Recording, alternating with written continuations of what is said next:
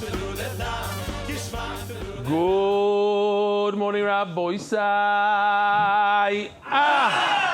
Rabbi Isai, we're holding by a brand new Mishnah on the bottom of Daf Pehei Amud Beis. Ve'elu imalu yerdu. There are things that don't belong in the Mizbech at all. For instance, Besar Kochi Kedoshim u Besar Kochim Kalam. The meat of a chatos, an asham, which the kite is supposed to eat, so it doesn't belong in the Mizbech at all. Take it off immediately. U Besar Kochim Kalam. This is not meat that could have gone in the Mizbech, just it had a psul, you thought about pigol, so you say it should remain. This is meat that's not for the Mizbech at all. It's human meat. Ubisar kochim kalam. You have a shlomim, you're supposed to eat yourself. Umoisar oimer. So oimer, real quickly, once in a while we discuss the oimer. The oimer is a carbon that you bring on the second day of Pesach, and that allows you to eat the new crop of wheat. Without this carbon, you can't eat the new crop of wheat.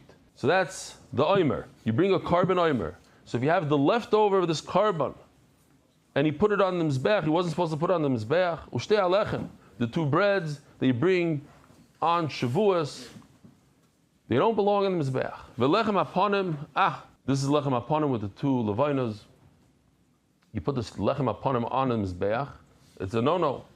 V'shiyari minachas, and you have leftover from mincha, part of the mincha goes on the mizbech, the kmitza goes on the mizbech, part of it is for you to eat. You put that part on the mizbech.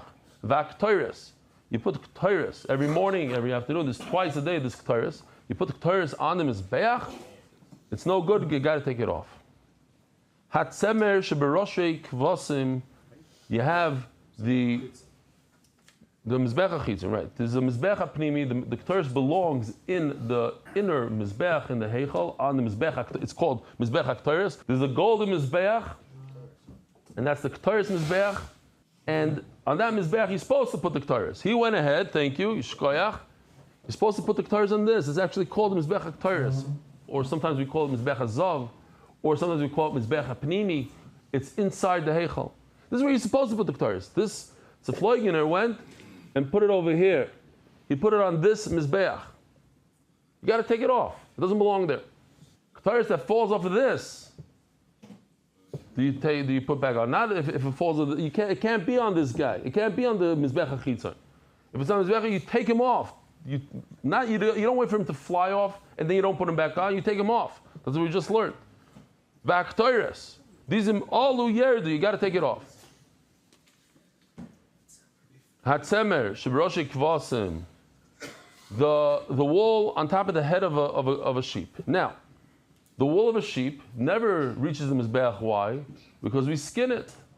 But the head we don't skin. So he still has hair. Hair is not something that goes on the mizbeach usually, but it's part of the head, so it goes on the mizbeach.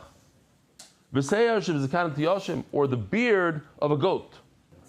So this is the part that we had yesterday from our Mishnah.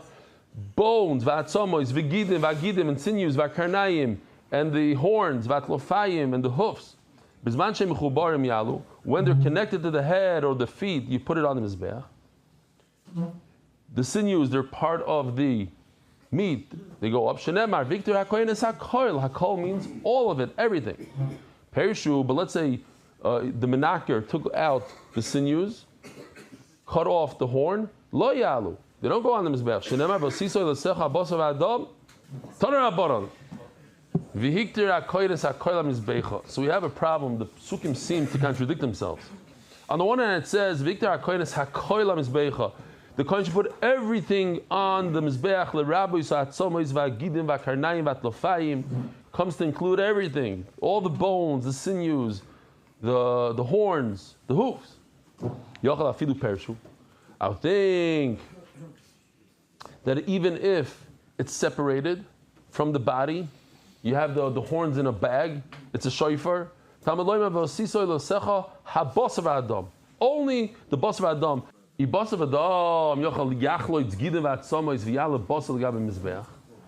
the Torah says the only thing you put on the mizbeach is bas of Adam, imagine if every single animal we had to do nikur, remove all the gidim before you put it onto the mizbeach.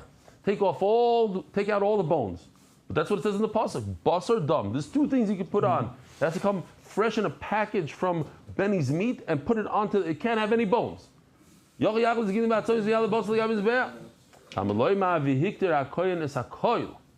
put everything on. But mitzat sheni it says basar dam. So what is it? Okay, it's on mechubarim yalu. If it's attached to the animal, it should go up. Hair shoe. Now let's remember this one. Afilu en beroisham mizbeach yerdu. So we're saying pshat that once it separates from the animal, even if you put it on top of the mizbeach, you have a bone that somehow made it to the top of the mizbeach. Yerdu, it must come off the mizbeach. In a moment, we're going to say that this is the shita of Rebbe. The Chacham argue on this. They say no. If it's on the mizbeach, fakert, you can put it up. You can be makter it. Rebbe says, yeah, bone, sinews, all this stuff. Take it off. It can remain if it's attached. Yeah, we're top of Daf Peivav and Alf on top. 4 lines down. Man Tana the Shamas le Omer Peshu Yerdu. Who's this Tana that says that if it's separated, it must come off? Rebbe, this is the Shita of Rabbeinu HaKadosh. The Sanya v'ikter HaKoyenes HaKolam is Beichol l'Rabbi Yisatzomis v'Agid. We're going to have this the same lashon over and over. L'Rabbi Yisatzomis v'Agidim v'Karnayim v'Atlofayim. This comes to include all these things that are not things that we eat, they're not edible. Va'afilu perishu. This is Shitas Chachamim, that even if it was separated and it goes in the Mizbeach, leave it there. But what do they do with the other pasuk that says only basar dam? When a piece of an oila that got singed by the fire flew off the Mizbeach from the heat, you put it back on. But if it's, let's say, a bone that flew off, okay, so leave it on the ground. You have to be makbid and put it back onto the mizbeach. But if you put it on the mizbeach, it shouldn't go on. It shouldn't go off. You put it on. You put a nice bone on the mizbeach. Leave it there. Rebbe argues. Right? Chazarah. One pasuk says put everything on the mizbeach. Riba. That's an inclusion. Includes all the stuff. Because of miyet. This is an exclusion. Okay, so what do we do? This is stira. Is it everything or it's only basar dam? Okay, tzad. Mechubar miyalu. I'll make a pshara over here. If it's attached, let it go up. Perishu, and if it's detached from the bone, is detached from the meat. Afilu heim beroisham mizbeach yerdu, and that's Rebbe, like our Mishnah, that yerdu if it's perishu, if it's detached. Perishu, yerdu. So this little taisa is not important that much, but just what the girsa here, because in the Mishnah it says Pirshu Yalu, and taisa says it's not going on the Mishnah. We're actually now going to discuss, even though in my Gemara it's like in bold, as if it's on the Mishnah, we're going to discuss what we just read from Rebbe, from the Brisa.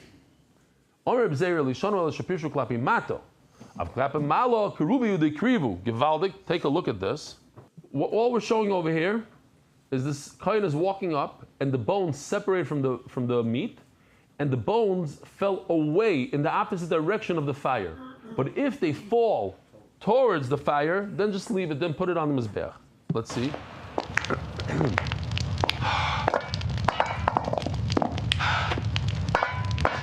In this case, where the bones were separated and they fell downwards, away, then do not put it back on. Then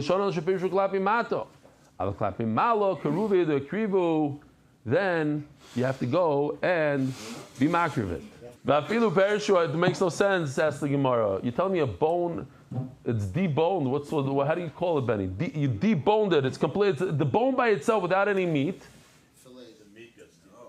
The meat gets deboned, right? Okay, so there must be some other word. Demeated. Demeated. How can it be this bone is demeated and you're going to put it on the mizbeach? Vafilu perishu. You're right. And we're not even talking about putting on the mizbeach from here on. We're not talking. We're talking about when it's separated after zrika. Aval perishu koidim zrika. Asoi zrika v'shartinu. We're not talking about on the mizbeach over here. We're talking about that if this bone separated before zrika, so now it became something that you shouldn't be putting on the mizbeach. Comes zrika, and that actually allows you to use the bone. Even to make from this bone a handle for a knife. Weiser sent me a picture. I believe I actually held one of these knives in my hand. I have proof in a second. I'll show you. See these knives? These handles are actually bones. That's what he says. They make it out of bone. In this particular one, it has some sort of rubber band around it. He says that his hand shouldn't slip. To make it, but these are bones. I said, but why? Why bones? He's like, that's how they do it. I don't know. He doesn't know why exactly. It's the bone of an animal. So it says in Gemara, Rabba holds,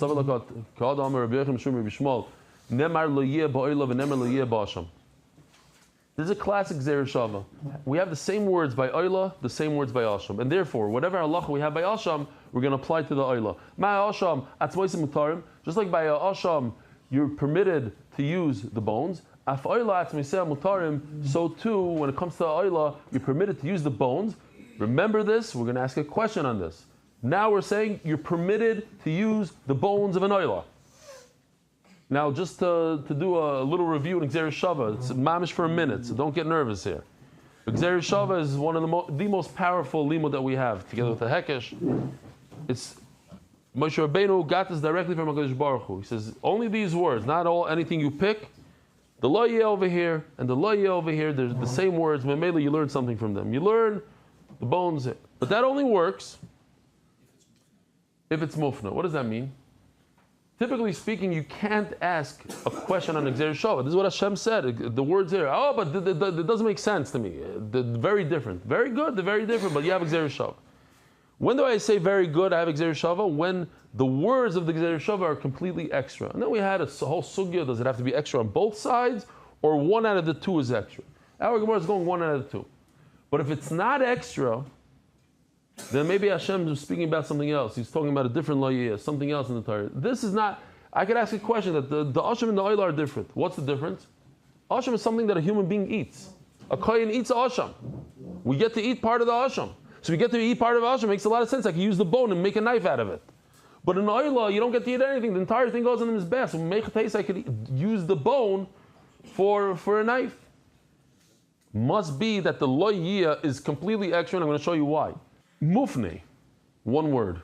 It must be that it's completely extra, the loyah. The Eloi mufne, because if the words loyah is not extra, ikal mifrach, then I could ask a bomb question. A kohen could eat it, and therefore you could use it. Loyah yeter ksiv. In fact, it's like almost like riddle-ish. It doesn't even say it clear, but here it is. It's so when you look at the pasuk, you see how extra it is. We're talking about a kohen. He's bringing the anoila. Or ha'oila, this is the makar, that the hide of ha'oila goes to the kohen. Asher hikriv la kohen. If I was writing this pasuk, I would stop right there. La kohen, it goes to the kohen. Lo yiyah, it should be to him. It's completely extra. Memela, we have Xer Shava mufna she'ein lahafrich. I don't know if that's the lashon, I just made it up. Maser ravada b'ahava. Atzomis kachim. What's the typical kachim that we're discussing in this line right over? There's three that I can remember: balpeh, oila, chatos, asham. Maybe it's shalmi tzibur, but asham and chatos. Let's talk about asham and chatos. These bones, lifnei zrika, mayalim bahem. If there's no zrika performed, then you use it. You're over ami'ila. You have to pay 25%. You have to bring a carbon. We know the zrika is a matter. Zrika allows you to use. Once the zrik is performed, it removes it, and the kohen can use it. This is a very big problem. There's always an isser mi'ila. You're not permitted to make a knife from it. You're not allowed to make a handle from it. How did you tell me you're allowed to make a handle out of the oila bone? Over here it says mefurish. Atzmois kachim. There's an isser mi'ila. If you make a knife handle, you'd have to pay 25% and bring a carbon. It's going to cost you at least $500. You're right. If it's separated before zrika, then there's no isser to make a handle from it. This brisa that says that there's isser la'ilam is la'achas zrika ma'alim b'em la'ilam. Once it was after zrika, then there's an isser to use it. Rabbi Elazar says the exact opposite. If it's separated from the meat before zrika, So what's going to be materit? You hear? He says givaldik. You have a oila, and the bone separated from the meat. Now the bone is not something that goes on the mizbeach.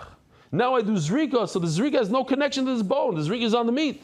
So this got stuck over here as hekdesh. You can't use it. Lach is zrika. But if it's separated after zrika, then there's no me'ila, but he also sticks in something else that he argues with. He says, you're not midrabban, you're not allowed to benefit from it. What are we talking about? We're talking about these bones that we just discussed, these sinews. We're talking about the puzzle, stuff that was on the mizbeach. Flew off the mizbeach from the pressure of the fire. Lo yachzer. Take your pencil, write in over here. Lo yachzer would mean over here, in this case, you don't have to put it back. Not lo yachzer, that it's also, you don't have to.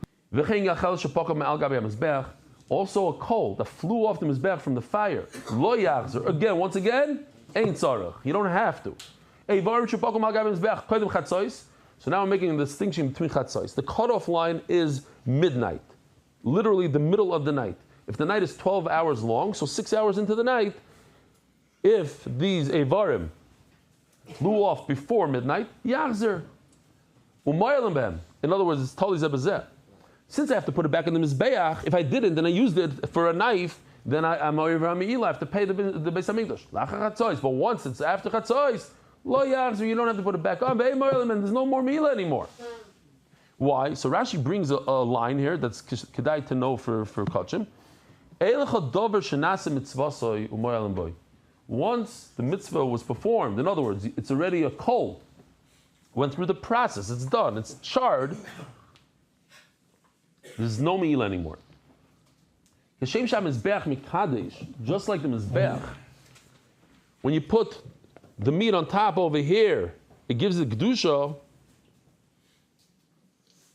Kacha kevesh mikadesh. So too, if you don't even make it, right? These are separate entities. You have a square, and you have a way to get up here. But if you drop off your stuff, the pigul right over here, you don't take it off. It's mikadesh. Perhaps you could say a Musar Haskell over here. This is the Kedusha, right over here. Not only a person who's in a Madrega that reached already the Madrega of Kedusha is already there, but even a person that's climbing to get there. He's going up. He's on his way. He started the process. Im Allah lo yered. Baruch Hu says, oh, you got it. I got you. Lo yered.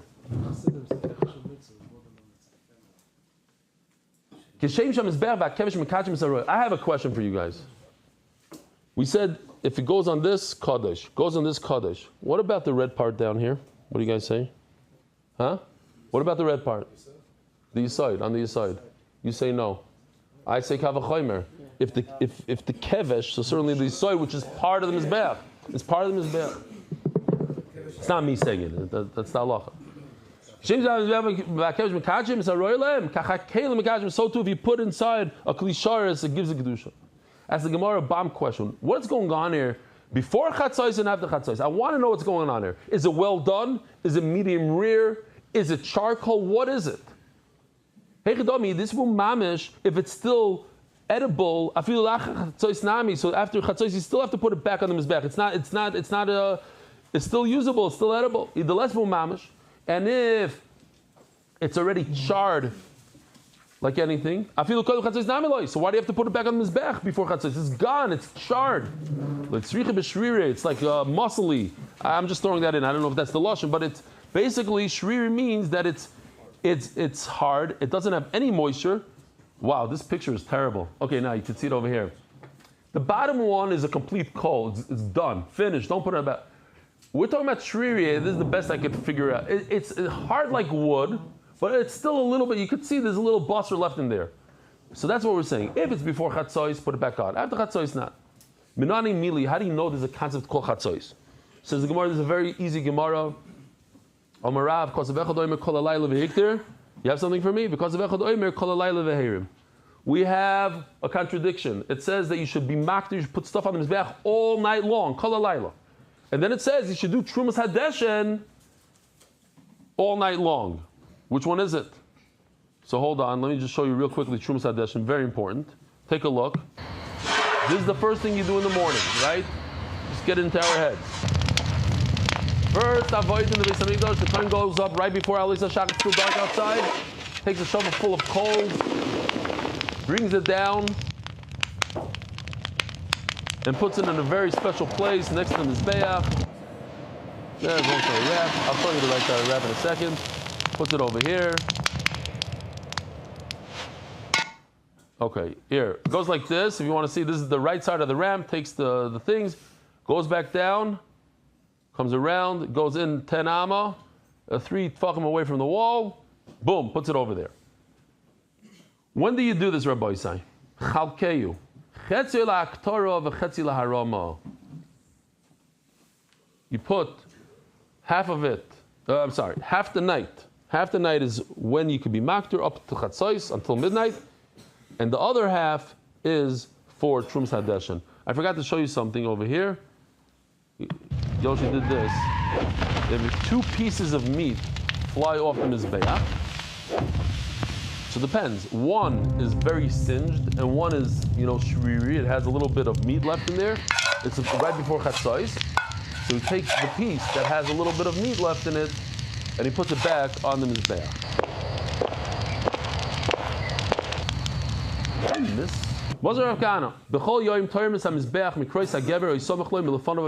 Every single day, you take the Trumas Hadeshen when Mikrois HaGever, when the rooster crows. When is that?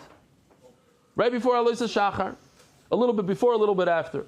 B'Yom Kippurim, so now we have 3 different times, Rabbi Isai. Every day when they do Trumas Hadeshen, right before Alois. B'Yom Kippurim b'Chatzos. That's a whole nother time, b'Chatzos. B'Regalim on Yontiv b'Shmoyres HaRishoina. The night is divided into thirds. There's 3 thirds, right? Thirds, it's 3. The first third, at the end of the first third. So let me show you what it looks like real quickly. And then we have to go to Shachris. This is the clock. Chatzos is midnight. 6 hours into it, let's say. And that there's also 3 parts here. So every single morning you go right before Alois. A few minutes before Alois HaShachar. On Yom Kippur, it's midnight. And on Yontiv, it's before the end of the first Ashmoyres. So, what's the latest one here? Alois. It's the end of the night. What's the earliest one? On Yontiv. The end of the first Ashmoyres. And the middle shear is on Yom Kippur. As the Gemara, so we just had a contradiction in Pesukim, and we said the Pshat is like this. Haktar is until Chatzos, Trumas Hadeshen is from Chatzos on. Heichi Magdamina, how can you do Trumas Hadeshen before Chatzos?